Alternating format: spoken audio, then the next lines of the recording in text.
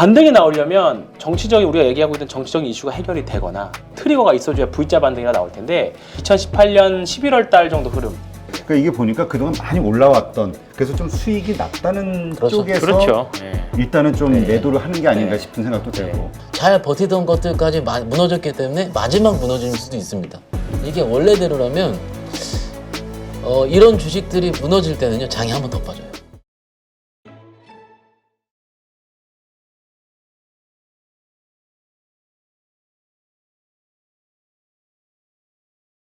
예, 오늘 이렇게 갑작스러운 급락 아마 대부분은 하다가 대응 못했을 네, 거라고 맞죠. 그렇죠. 그리고 또 이 정도 빠지면은 또 대응한다는 것 자체도 대응의 애매해. 영역이 지났죠. 이제 네. 버티는 네. 영역으로 가는 것 같은데 그러다 보니까 미술을 쓴 사람들 이게 이제 내일 어떤 현상이 나올 것이냐 여기에 따라서 또 시장이 또 얼만큼 또 밀리느냐 안 좋아지느냐 투심이 네. 이게 달릴 것 같은데 아까 우리 그래쳐도 그 얘기 좀 했었잖아요. 반대매매. 예. 네. 내일 어떻게 예상해요?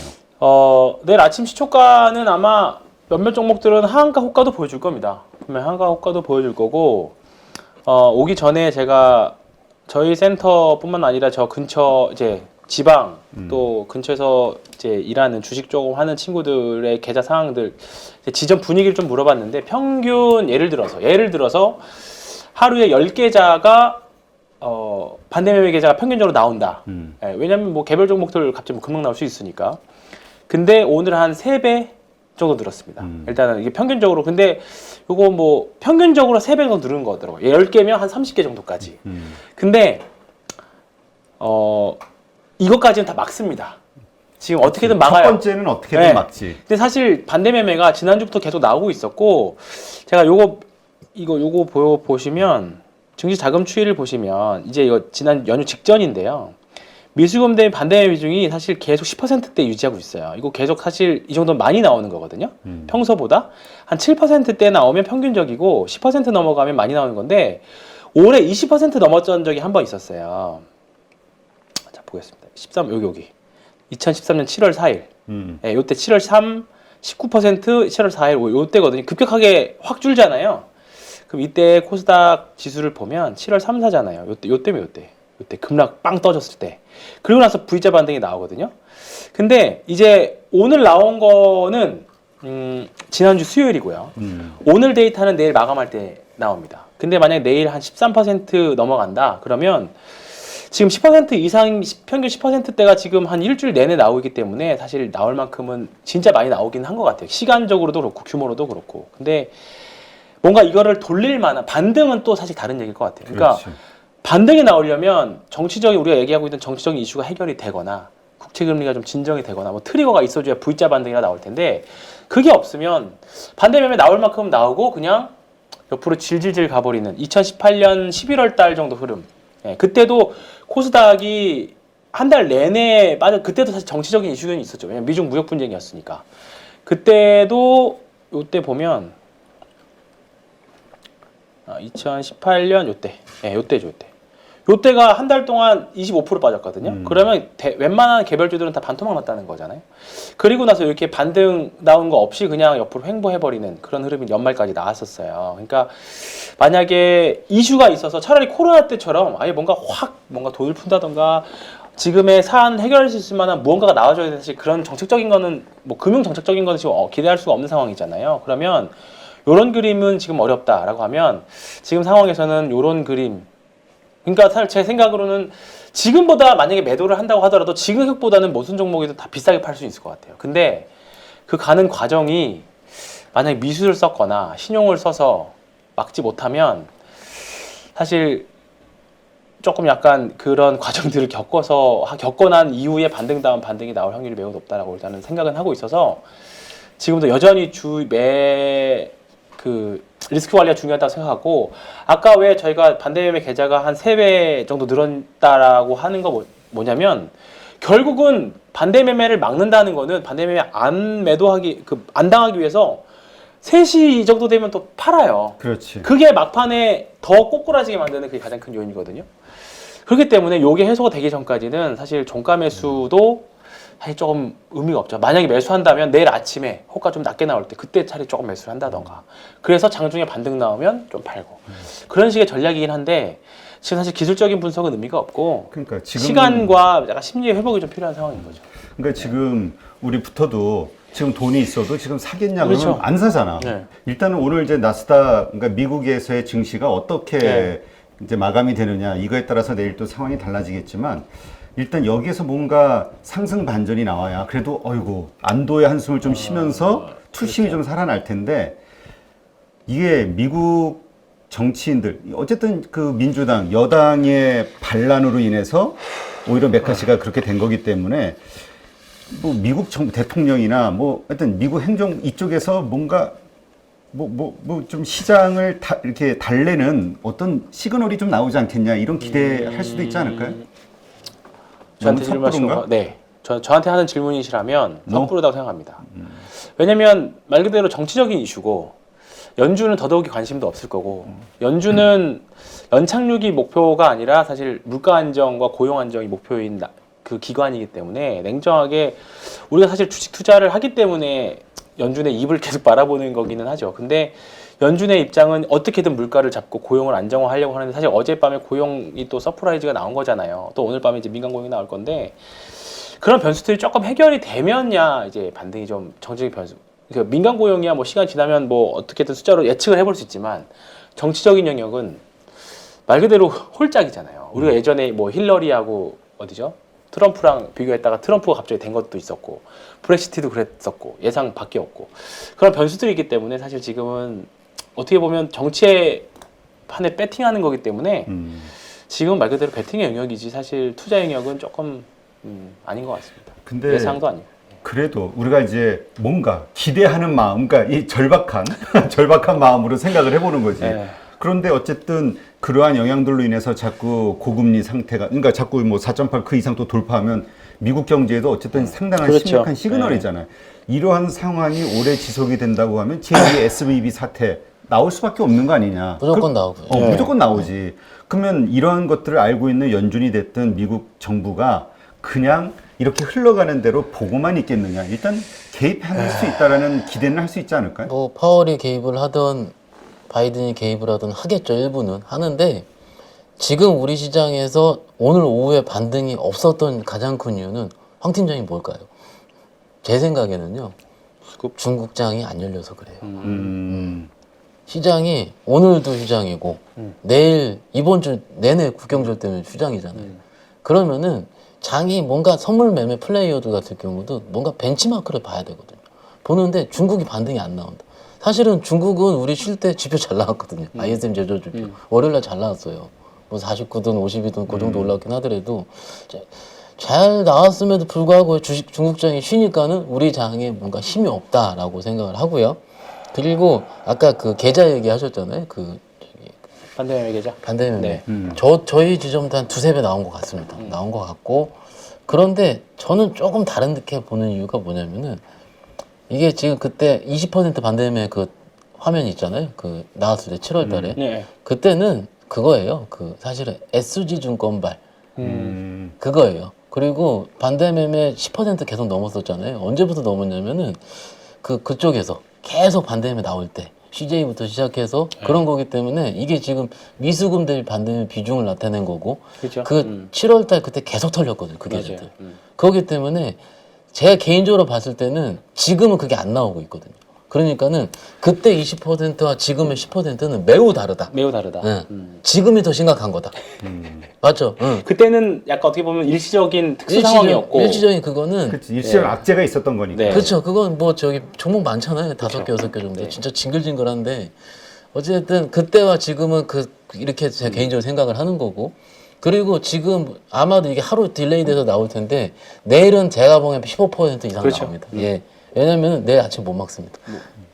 못 먹어요. 황 팀장은 첫 번째 이 반대매매는 막을 것이다고 저 박 사장은 못 막을 왜냐면은 것이다. 이게 생각 저 자세히 해볼게요.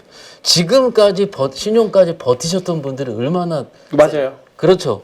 왜냐면 그래서- 이게 보면 9월 중순부터 이랬거든요. 네. 그러니까는 그분들의 심리는요 지금 극악을 달리고 있어요. 제가 오늘 몇 건 통화를 해봤는데 극악 직전이에요. 그러면 여차에서 던진다예요 지금. 여차에서. 맞아요. 그래서 아니면 그게- 막으려고 던지던가. 막으려고. 근데 막으려고 던지는 거에 던졌어 이미. 100, 그거 100만 원, 던졌고. 500씩, 300씩 매일 털렸어 지금. 매일 털리셔가지고 지금 그거를 어떻게 내가 할까? 그런데 오늘 그게 내실 잠깐 나와 보니까는 이게 반대매라고 안 하니까 좀 이게 만세가 나오더라고요 약간. 그래서 내일까지 하면 난 못 견딘다 이 얘기를 하시더라고요. 그러니까는 물론 사람마다 다 다르고 계좌마다 다 컨디션이 다르긴 하겠지만 일단 신용 때문에 어쨌든 지금 그 화면에서 보면은 그 홈페이지 거기 나오잖아요. 신용당 장판. 신용장고 얘기 안 했어요. 진짜. 신용이 지금 좀 줄었죠. 한 1조 줄었다는데 네. 최근에 그렇습니다.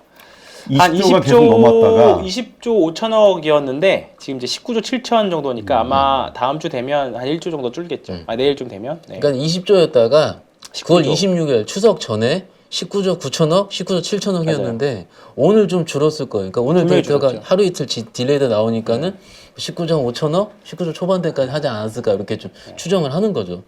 여튼 참고로 이 데이터는 오후에 업데이트 되거든요. 그래서 오늘 아침에 봤을 때는 9월 26일 거까지밖에 없었고 이제 9월 27일 거 좀 전에 아마 업데이트 됐을 것 같은데 어제는 줄긴 줄었고요. 10%는 줄어야 조금. 그렇지. 네. 그러니까 18조 때는 봐야 됩니다. 네. 18조 때는 봐야 18조 초반은 정도는 봐줘야 사실 이게 B2가 올라갈 때는 좋죠. 짜릿짜릿하고. 근데 이제 리스크 관리 결국 리스크 관리 싸움이거든요. 그때 뭐 자꾸 과거를 회상해서 저는 되게 2018년 10월이 엄청 뼈 아팠기 때문에 계속 아주 그냥 저는 뼈에 새겨져 있어서 그렇긴 한데 그때 당시에 뼈 없었던 사람이 어디 있어요? 알았어요. 그때 당시에 CFD 계좌가 지금보다 더 레버리지 더 많이 썼었는데 그때 100억 계좌 깡통됐다라는 썰들이 굉장히 많이. 그래요? 50에서 뭐 10억짜리 계좌, 50억짜리, 100억짜리 계좌가 순식간에 깡통. 왜냐면 그때 당시에만 해도 CFD 10배까지도 가능했었거든요. 그러니까 순식간에 깡통됐다라는 10%만 표현도 빠져도 그냥 그렇죠. 그렇게 되는 거죠. 네, 그래서 그런 표현들이 많이 있었어요.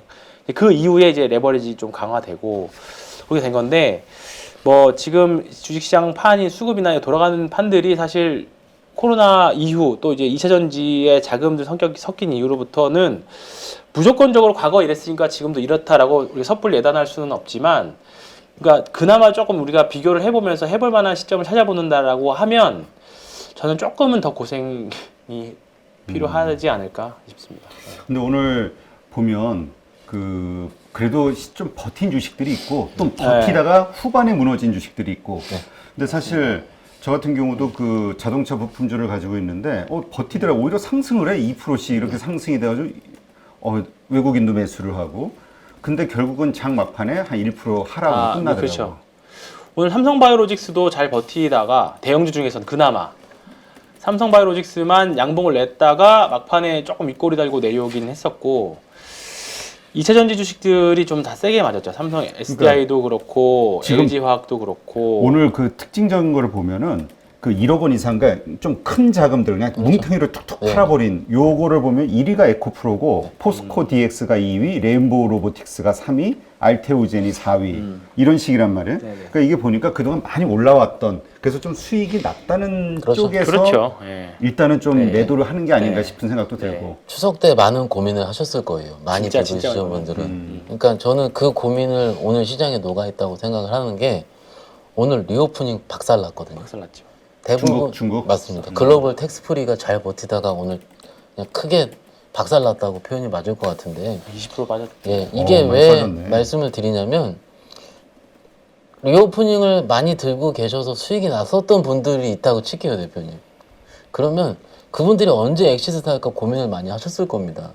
이거 오늘 음봉 빼기 전 차트만 하더라도 소위 주식 하시는 분들은 안 팝니다. 그렇죠. 예, 안 파는데 왜 오늘 추석 이후에 첫날 이렇게 박살이 났을까라고 고민을 했을 때는 대부분 개인 투자자 분들이 이거는 어떻게 보면 올라올 때 계속 매집을 한 게가 맞거든요. 차트 보시면.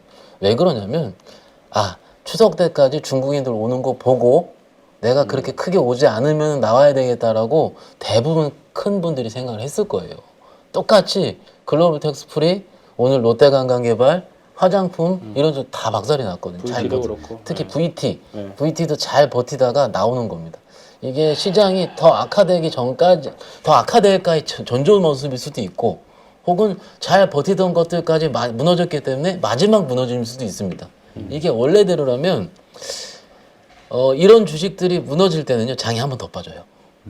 왜냐하면 버티던 것들이 큰 세력들 세력 혹은 마지막 그 뭔가의 그 주식의 투자자들이 마지막 버티던 큰 걸 손들. 던진다 그렇죠. 그럼 던진다는 거니까는 아 시장이 한두 번 더 빠지겠구나 이렇게 하지만은 한 이틀 후부터 반등이 크게 나오거든요. 예, 왜냐하면 나쁘게 얘기할 때는 또 빠질 건 결국 다 원위치 돼야지 그때 대반등이 나오기 때문에 오늘 더 많이 빠진 게 비올부터 시작해서 클래시스 같은 피고미용 이쪽도 지금 크게 빠졌거든요. 근데 그거 공통적인 거는 그동안 이미 충분히 시세를 올랐던 분출했던 그렇죠. 그러니까 시세 어떻게 보면 좀 오버슈팅 나오는 거 아닐까라고 생각을 했지만 그래도 오르니까 그냥 계속 가는 말에 올라타자 뭐 이런 심리였었잖아요. 요런 게 무너진 거 아닐까요? 그러니까는 이제 여기서 더 무너지게 돼요. 왜냐하면 그 종목을 갖고 있던 개인 투자자분들이 있다 칠게요. 그것만 들고 있지 않고 다른 종목들은 이미 가지치기를 했을 겁니다. 그래서 그거까지 이렇게 그걸 마지막으로 들고 있었을 텐데 여기서는 더 깨지면 안 된다는 거죠. 저도 제가 아는 몇몇 슈퍼 개미급든 아니더라도 좀 큰 자산가 분들이 어떻게 매매를 하시냐면 주포 계좌, 그러니까 주요 종목들 있잖아요. 그 종목은 마지막에 끝까지 안 팔아요. 나머지 거 곁다리를 치는 한이 있더라도. 그래서 그걸 마지막 팔 때 언제 팔냐면은요. 그 종목이 투자 포인트가 무너졌을 때 팔지 않습니다. 그게 아니고요. 내가 생각한 마지노선의 평가 금액이 있어요. 여기 그러니까 이만큼을 벌어놨는데 장이 빠져 이만큼 내려왔을 거란 말이에요. 근데 그 전에 자기는 여기 시작해서 이만큼의 부는 내가 지켜야 되겠다. 그럼 여기서 던집니다.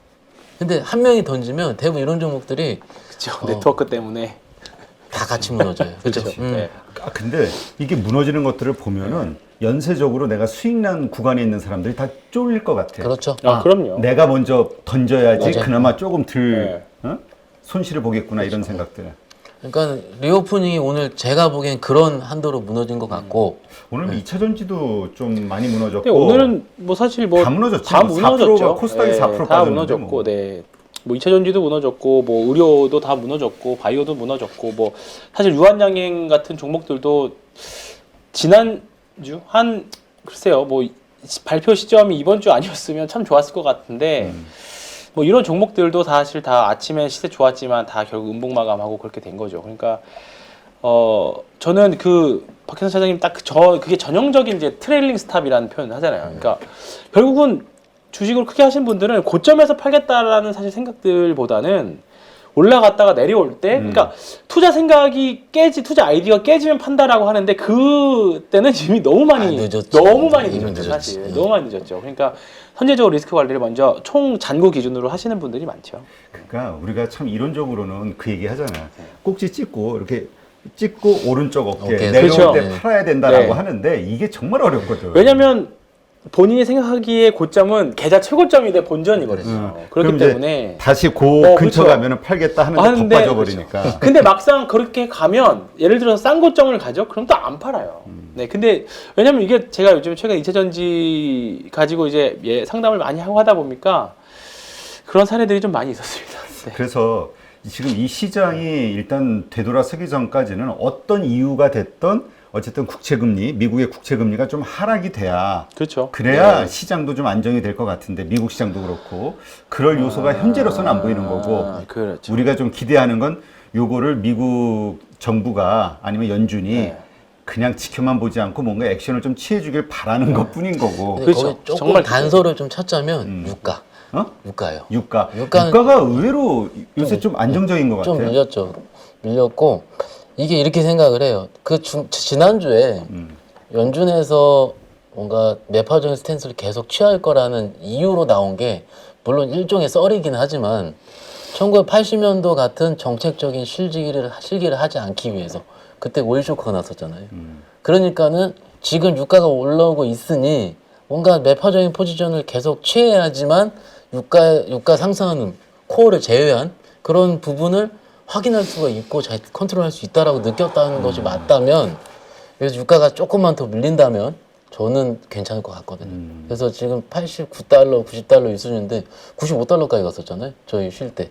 그러면 그게 한 85달러 수준까지만 조금 내려오게 된다면은 조금 숨통이 트이고 그리고 이제 대표님께서 말씀하신 의미를 저도 좀 알겠는데 이게 우리가 3고라고 하잖아요. 지금 유가 그리고 금리 그리고 환율 이 세 개면 이 3고가 다 연관되어 있기 때문에 요거 해결됐다고 이게 아니잖아요. 그렇지. 그러면 뭔가 하나만 풀리는 모습을 보여야 될 것 같아요. 그런데 저는 그나마 어제 제가 자료를 보면서 자료를 이제 연휴 때는 저 안 보거든요. 안 보고 딱 마지막 한 오늘 그렇죠. 출근이면 전날 저녁 때부터 어제 저녁. 하드하게 봅니다. 항진이 그럼 응, 우리 네. 저희 비슷해요. 네. 하드하게 봅니다. 한 6시부터 몇 시간을 보는데 그 전까지 저 머리를 식히고 이렇게 어찌됐든 보니까 저는 딱 두 가지 단서가 떠올랐어요. 유가, 엔비디아. 전 딱.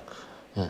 그러면 엔비디아 잘 살아 있거든요. 지금 어제 좀 밀리긴 했지만은 나쁘지 않았어요. 기술적으로. 과이콘도 그렇고 인텔도 그렇고 괜찮습니다. 잘 버텨요. 다 괜찮습니다. 뭐 HBM3E가 아니고 이제 B백이라 그러네. GPU부터 시작을 하니까는 계속 내용은 나와요. 만약 그 내용이 한 7월달 장에 그 내용이 나왔으면은 웬만한 HBM 관련 다 20%씩 떴었거든요. 그렇죠. 왜냐면 예. 인텔이 그 가우디 칩2 맞습니다. 그것을 통해서 HBM 시장이 또 확 더 열린 거니까. 그러니까 뉴스 플로우는 나쁘지 않습니다. 그래서 오늘 한국의 HBM 관련주들 SK 하이닉스도 그렇고 여기가 그래도 네. 약하지만 상승을 한 걸로 끝난 것 같아요. 그러니까는 이게 지금 7월과 지금 10월 초의 장이 차이가 뭐냐면은 저는 거래대금이랑 매크로 덮인 거밖에 없거든요.